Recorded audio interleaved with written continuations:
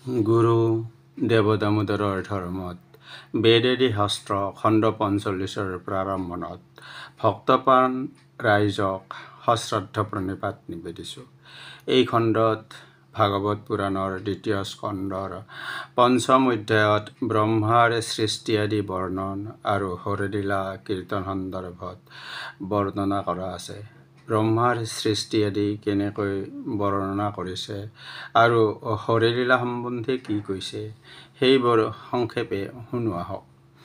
ব্ৰহ্মাণ্ড নিৰ্মাণৰ কাহিনী শুনিবলৈ দেৱৰ্ষি নাৰদে ইচ্ছা প্ৰকাশ কৰাত পদ্মজনী ব্ৰহ্মাই ক'লে, হে নাৰদ, যিজন সকলোৰে স্ৰষ্টা ঈশ্বৰ নিৰ্বিকাৰ তেওঁ অন্তৰ্যামী, যাৰ প্ৰকাশত চন্দ্ৰ সূৰ্য অগ্নি নক্ষত্ৰ গ্ৰহ আদিয়ে জগত আলোকিত কৰে, সেই ভগৱান নাৰায়ণৰ পৰা আমাৰ সৃষ্টি। সেই পৰমেশ্বৰৰ কথাতে প্ৰেৰিত হৈ তেওঁৰে সৃষ্ট জগতৰ সৃষ্টি কৰি থাকে। সত ৰজ আৰু তম এই তিনি গুণৰ দ্বাৰা যাৰ গতি নিৰূপণ কৰা নাযায়, সেই ভগৱান হৰি সকলো জীৱৰে প্ৰভু।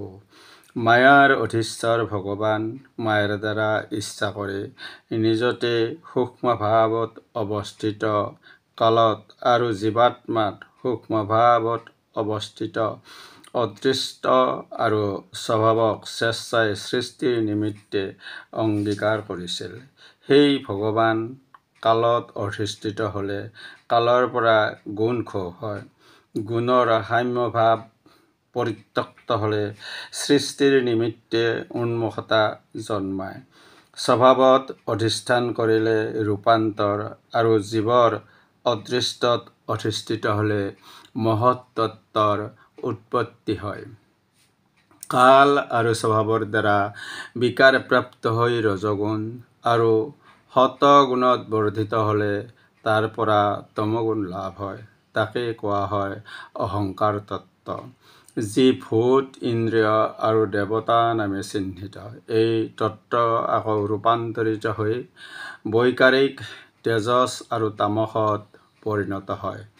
পঞ্চভূতৰ তামস অহংকাৰ বিকাৰপ্ৰাপ্ত হৈ আকাশৰ উৎপত্তি হৈছে আৰু ইয়াৰ ফলত সৃষ্টিকাৰী শব্দ, আকাশৰ সূক্ষ্মৰূপ গুণ, আকাশৰ পৰা বায়ু, বায়ুৰ পৰা প্ৰাণ, অজসহ জলৰ সৃষ্টি হৈছে। স্পৰ্শ আৰু শব্দযুক্ত হৈ অগ্নিৰ উৎপত্তি হৈছে।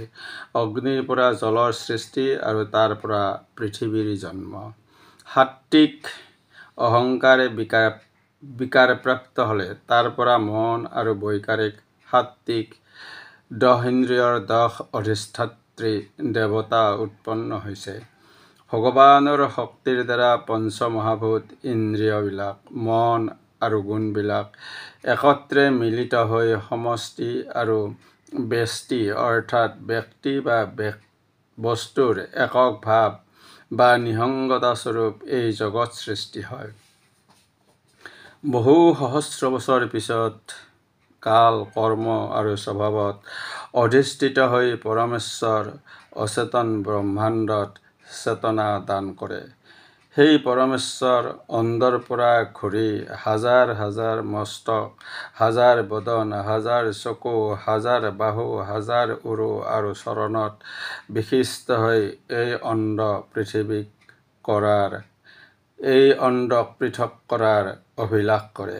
মনীষীসকলে ধাৰণা কৰি থাকে, তেওঁ জংঘাৰ পৰা ঊৰ্ধ্বংগ পৰ্যন্ত 7টা ঊৰ্ধ্বলোক আৰু জংঘাৰ পৰা নিম্নাংগত 7টা অধোলোকৰ সৃষ্টি কৰিছে। পৰমেশ্বৰৰ মুখৰ পৰা ব্ৰাহ্মণ, বাহুৰ পৰা ক্ষত্ৰিয় আৰু উৰুৰ পৰা বৈশ্য আৰু চৰণৰ পৰা শূদ্ৰৰ জন্ম হয়। পৰমেশ্বৰৰ চৰণৰ পৰা কটি পৰ্যন্ত অৱয়ৱত পাতালৰ পৰা ভূলোক পৰ্যন্ত 7 লোক, নাভিত ভুৱলোক, হৃদয়ত স্বৰ্গলোক, ব্ৰহ্মস্থলত মহলোক, গ্ৰীৱাত জনলোক, স্তন্যত তপলোক আৰু মস্তকবিলাকত সত্যলোক, এইদৰে ত্ৰিলোকৰ কল্পনা কৰা হৈছে। ভাগৱত পুৰাণৰ এই অধ্যায়ৰ সমাপন সমাপনত গুৰু দেৱদামোদৰক স্মৰি সৰস্বত মংগলাচৰণলৈ মন মেলিছোঁ।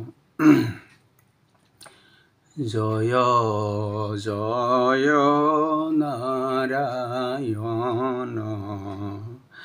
তুমি কৃষ্ণ অৱতাৰ দামোদৰ আন এক নাম তুমি ব্ৰহ্ম বেতিৰে দেখো হব অন্ধকাৰ গুৰু বিনে নাহি কাম গুৰু দামোদৰ দেৱ জগতৰ আত্মা ৰাম ঈশ্বৰ মহিমায় গোচৰ ব্ৰহ্মৰূপে দামোদৰে গান ৰূপ সৃষ্টি কৰে হি গুৰু প্ৰণাম কৰ বিষ্ণু ৰূপে দামোদৰে পালন আধাৰ হৈ পূজা মন্ত্ৰ দীক্ষা গুণ পাৱে দেৱ মহেশ্বৰ হৰি গুৰু ৰূপ ধৰি প্ৰভু সাম্য শিক্ষা পাইলো শৰণে গুৰু বাণী উপদেশ জ্ঞান জ্যোতি প্ৰকাশক যত মানয় বিদ্যা হৰিল কৃষ্ণ ভকতি ধৰি শুদ্ধ তত্ত্বমতি গতি পদ্ম পাদে স্তুতি স্থিতিৰ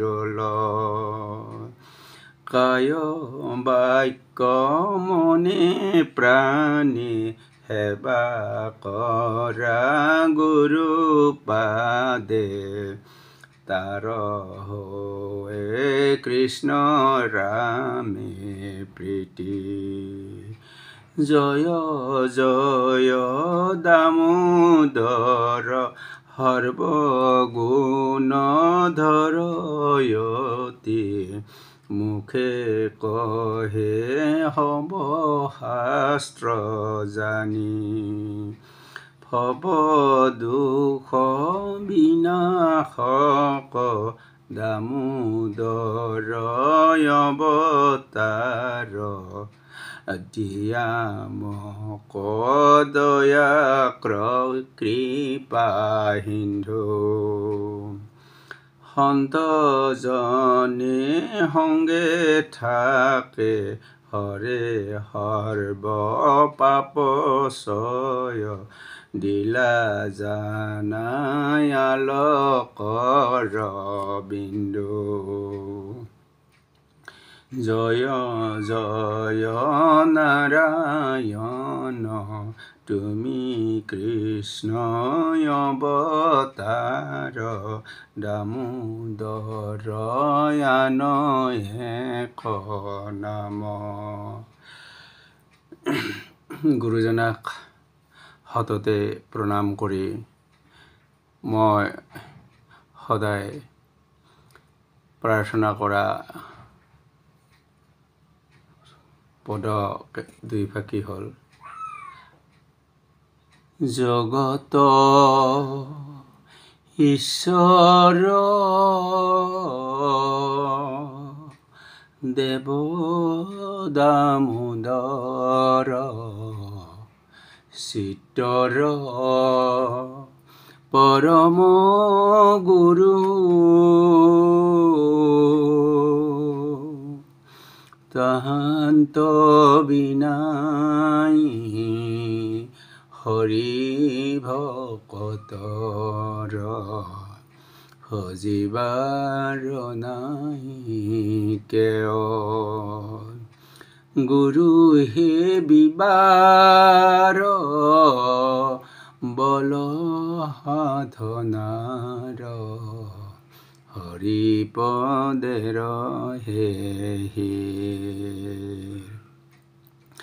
কল্পতৰু হৰি বৈকুণ্ঠৰ পতি তুমি বিনে নাহি হাৰ গুৰু দেৱ দামোদৰৰ ধৰ্মত বেদ আদি শাস্ত্ৰ খণ্ড 45 ইমানতে সমাপন কৰি সৎসংগ প্ৰত্যাহাৰে সৰ্বস্তৰৰ লোকক প্ৰণাম নিবেদিছোঁ।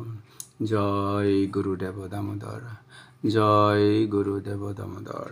অনন্ত কুমাৰ শৰ্মা, ধন্যবাদ।